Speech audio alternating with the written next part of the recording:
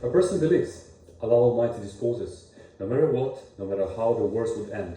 Russia with Ukraine, Israel plus the USA, Great Britain, Germany, France, other rich European countries and their satellites, where everything is dictated by Jewish lobbies against the proud little hospitable people of Palestine, for centuries have welcomed pilgrims from all over the world in their homeland, the Holy Land, until Jewish refugees came to them in search of asylum and conquered them with lies and criminal abominations under the patronage of powerful European countries. Then the United States, with the participation of the USSR and non-Zionist immigrants.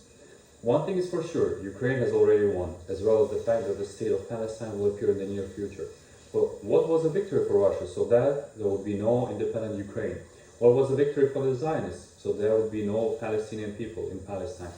So that the Al-Aqsa Mosque would be destroyed, and the third temple for the appearance of Mashiach would be built in its place. And in the first and second cases, it is clearly seen that these are utopian ideas from fanatics of passions, blasphemers of paganism. The history of terrorism. All Jewish journalists, especially their ass-licking, as well as rabid bloggers of Jewish origin, who actually flooded the space of television, radio, and the internet, very skillfully learned the techniques of owning and using tools to influence the worldview and psyche of viewers, listeners, readers. They created all sorts of methods of propaganda, disinformation, coverage of half-truths. That is partially diluted with lies and fabrications of the narrative. The flow of these injections into the information space began not yesterday and today, but in the Middle Ages with the so-called reviving Renaissance. The question of reviving what and after what? That's the question. Is it really possible that after the era of obscurantism dictated by Islam, the legacy of Islam is still admired for the traces left in science, technology, art, medicine, architecture, in philosophy, and especially in the spiritual sphere? Now in modern realities, everything has taken on a terrible look. Albert the Great, one of the honorary teachers of the Church, the mentor of Thomas Aquinas, who lived in the 13th century, called Islam the religion of learned men. The Renaissance began at the end of the 14th century and flourished in the 15th and 16th centuries. It is impossible to deny this. All scientists, poets, masters of literature, architects, painters, sculptors, musicians of that time used the fruits of Muslims' achievements. Everyone, Da Vinci, Michelangelo, Spinoza, Copernicus, Goethe, all their great followers with names. History does not tolerate the fuss of passions and foam on the lips of fanatics like the average smart-ass scoundrel from Brighton Beach. Nowadays, the shitfall of streams of dubious stuffing into the information space of all types of media will amaze the imagination of an idle layman in any conventional cellar from where he can see everything, but turned out to be unarmed before attacks of lies and deceptions, all kinds of targeted narratives to create a certain public opinion among the population of not only the village, the city, but also the whole world. Now they have created a horror story in the minds of the ignorant that Islam is a religion of terrorism. And most of all, this is claimed today by fanatics of corruption and passions, Netanyahu's admirers, his gangs of Zionists, Trumpists, Putinists, and other parasites, onanists, all to flee from the problems into the vanity of passions. Alright, now let's take a closer look at the nature of terrorism in reality. The naked truth will help us in the history of the ages, ab ovo, from the very beginning. As they say, you can't make an omelette without breaking eggs. Again, a reference to the plot of faith to monotheism. Allah Almighty has chosen the people of the Ibrim, the riverine, that is the Jews. They were supposed to become a people of the clergy and show everyone how to live and worship the Lord of the worlds.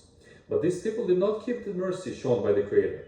All the time they went against their destiny, raged and committed blasphemy.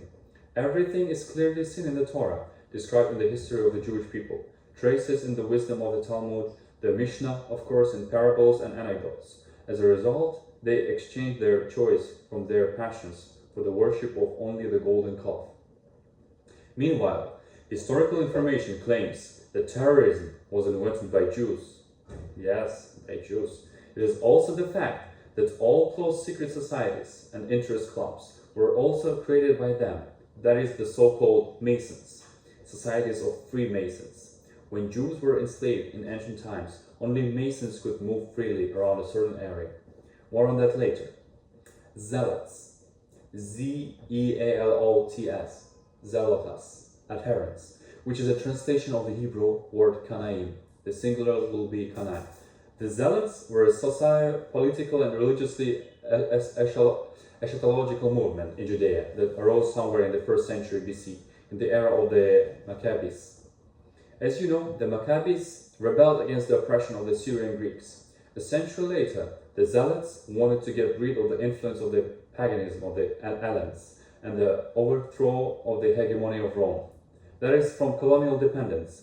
To achieve these goals, they considered suitable any means and tools capable of killing the enemy, his family, children, servants, slaves, and even cattle. Everything was used: poisons, witchcraft, spoilage, the evil eye, knives, weapons, needles, pins, toys, sweets, food, vegetables, fruits, animal feed, everything, just to harm the hated oppressors of the metropolis. By the middle of the 1st century AD, the Zealots had formed into a political party to fight the legal legacy of King Herod the Great of Judea. From the facade of the Jerusalem temple, rebuilt by Herod, they shot down the golden eagle as encouraging idolatry and hinting of Roman rule. The demands of Emperor Caligula to place his idols throughout the empire, the rude attitude of Roman soldiers towards the temple, and the fate of the inhabitants of Judea led to the significant radicalization of the Jewish population and accordingly the replenishment of zealot supporters. After the illegal seizure, actually robbery, by the Roman procurator of a large part of the temple silver, the zealots organized the so-called Great Jewish Uprising, which led to the war of 66-73 AD. Cestius Gallus, troops from Syria, who came to the aid of the Romans, were defeated by the rebels. As a result, Judea was defeated by the Roman army, and the Second Jerusalem temple was destroyed. The Zealots, being irreconcilable opponents of the Romans, decided to fight to the end, justifying this also by the fact that Israel can only be ruled by the Miship, a descendant of David. The most courageous warriors stood out in the separate wing and received from the Romans the nickname Sicarii, murderers, daggers. Their radical militant actions led to a war with the Romans. Thus one of the Sicarii, Menachem, the son of Judah, captured the fortress of Masada and killed the Roman garrison. The most famous zealots are Simon, Shimon, Bar Giora, and Yochanan of Giscala. Sometimes the zealots are considered as the 4th sect, founded by Judas the Galilean and Zadok the Pharisee, along with the Pharisees, Sadducees, and Essenes, which were mentioned by Josephus, a participant in the Jewish wars. According to the Bible, among the apostles of Jesus was the zealot Simon. In the synodal translation, not zealot, but zealot. The German biblical scholar Oskar Kallmann, in his book Jesus and Kaiser, justifies the affiliation of 3 more apostles to the zealots: Peter, his brother Andrew, and Judas. As you know, the zealot Simon is the one who was renamed in the future by the Greeks to Peter. Simon to Peter. Sicarii. In Latin, Sicarii means literal daggers from Sica. Sica means dagger. So Sicarii, it's a militant Jewish group that operated in Judea in the 1st century AD, a radical, later breakaway wing of the Zealot movement, which embarked on the path of direct attacks and terrorist acts. The goal of the Sicarii is a Jewish state, independent of Rome. Thank you for listening and watching. Please like and subscribe.